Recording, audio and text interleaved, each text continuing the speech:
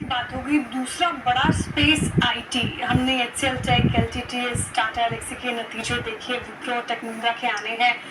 नतीजे कैसे लग रहे हैं, जो भी नंबर्स अभी तक आए हैं, और साथ ही अब इस स्पेस पर क्या व्यू बन रहा है आपका? Extremely oversold, extremely underbought, completely return of sector है। हमारा एक पैसे का भी कोई एनालिसिस में परिवर्तन नहीं है। रातों रात कोई इनमें मिराकल हो जाए वैसी भी आउटलुक नहीं है। समय लगेगा। जब देखिए एकदम बैजरिंग हो जाए, 2020 के अंदर जिस तरह का माहौल पूरे मार्केट का था, उससे ज्यादा गंदा सेंटीमेंट आज आईटी स्टॉक्स का है। तो जब ये बड़ा बॉटम बनता है ना, इस बॉटम के अंदर में भी कई बार बॉटम बनते हैं, इसलिए एकदम ओवरलोड होके आप गले तक तो माल भर नहीं सकते।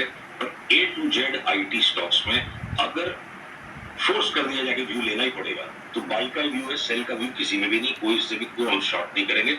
अलग अलग टाइम पर अलग अलग स्टॉक्स की अलग अलग एंट्री है। और इन्फोसिस हम पब्लिक रिकॉर्ड पे है, 6 महीने 7 महीने में इसका हम 1700 का भाव देखें अगर, और साल भर में हम टीसीएस को 3200 पे देखें, तो हमें कोई आश्चर्य नहीं होने वाला है। तो श्रेया जी, आईटी के सारे ही स्टॉक्स पे अलग अलग टाइम पर अलग अलग बाई। देखो, इन्फो एज एक स्टॉक है जो उसको आईटी के स्टॉक्स में एग्जैक्टली नहीं गिन सकते। वो एक वेंचर फंड है जिसने बहुत बड़ा न्यू एज स्टॉक्स पे बैठ लिया हुआ है।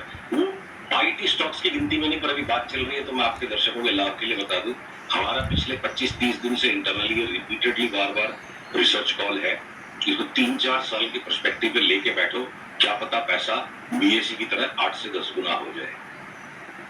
चलिए, अब कुछ स्टॉक स्पेसिफिक मूव्स आपके रेडार पर कौन कौन से स्टॉक्स हैं जो आपको लग रहा है कि पोटेंशियली अगले कुछ महीनों में, सालों में मल्टी बैगर रिटर्न्स दे सकते हैं? देखिए, मल्टी बैगर्स के साथ एक थोड़ा सा मतलब एक थोड़ा सा प्रिकॉशन पहले से ये लेना चाहिए कि बहुत बड़ी रिटर्न कमाने के लिए आपको बड़ी रिस्क का सामना करना पड़ सकता है। इसलिए हमेशा इसके अंदर जैसे जैसे ट्रेंड फेवर में आएगा, तब आपको टुकड़े टुकड़े में पोजीशन बढ़ानी है। पीसीआर से अनुरोध है, मेरे स्क्रीन से शेयर इस चार्ट को दिखाएं। केएफइन टेक्नोलॉजीज, अगर आप कहो कि जिस तरह की सफलता बीएसई में मिली, अगर वैसा कोई दूसरा स्टॉक अगर नजर आ रहा है तो केएफइन टेक्नोलॉजीज है। इसकी हिस्ट्री बहुत लंबी चौड़ी नहीं है। वीकली टाइम फ्रेम पे मैं चार्ट दिखा रहा हूँ, क्योंकि लॉन्ग टर्म आउटपुट हम दिखा रहे हैं। 2023 से जो एक तरफा एक बुल रन आई, उसके बाद ये साइडवेज जो कंसोलिडेशन का फेज है, निवेशकों के काम की चीज है, सटोरियों के काम की चीज नहीं है। जिनको 2 लॉट की ट्रेडिंग करनी है और 2 घंटे बाद ट्विटर पे हंगामा मचाना, वो दूर रहे स्टॉक से। मौके पे नीचे 800 दोबारा आ सकता है, और जब ये क्लियर कट निकल लेगा जब 1000 रुपए के ऊपर, तो हमारा कॉल ट्रिगर होगा 5000 का। हम इनिशियली 1000 से 5000 की बात करेंगे, पर ये पूरी स्वाधीनता है। जैसे बीएसई हमने 400 का पहले 1200 सोचा, और 1200 से कॉल 2400 रिवाइज हो गया, फिर 3200 हो गया। तो हो सकता है कि ये स्टॉक हम बार बार रिवाइज करते करते 15000 तक की भी तेजी बनती चली जाए। पर फिलहाल शिष्टाचार हेतु और एक रीजनेबल थिंकिंग के हेतु जिसको हम 5 बैगर की गिनती में गिनते हैं। दूसरा है जेनसार टेक्नोलॉजीज। ये आईटी को लेके जो पिटाई हो गई आईटी के स्टॉक्स की बुरी तरह से, पर जेनसार की चाल एक अलग ही चाल है शुरू से। इस पूरे कोलाहल में उसका करेक्शन एक रीजनेबल करेक्शन था। सबसे बेस्ट पोजीशन स्टॉक, और कंपनी जो एआई रिवोल्यूशन को कैप्टिवेट करने में, कैप्चर करने में सबसे आगे जो चल रही है, और वो इसकी चार्ट भी बता रही है। तो वो हमारे यहाँ इंटरनली काफी दिनों से, महीने भर से, 20 दिन से एक 3 बैगर कॉल उसमें बना हुआ है। तो आपके केफिन टेक्नोलॉजी हो गया, जेनसार हो गया, और स्टॉक्स तो बहुत बड़ी लिस्ट है हमारे पास। पर मैं आपको अभी ऑफ हैंड जो दिमाग में याद आती है कि अगर हम एक स्विगी को पकड़े, यहाँ से न्यू एज स्टॉक्स में वापस करंट आ रहा है, तो स्विगी यहाँ से अगर हमें 2 गुना 2.5 गुना हो जाए, तो कोई बड़ी बात नहीं लगेगी।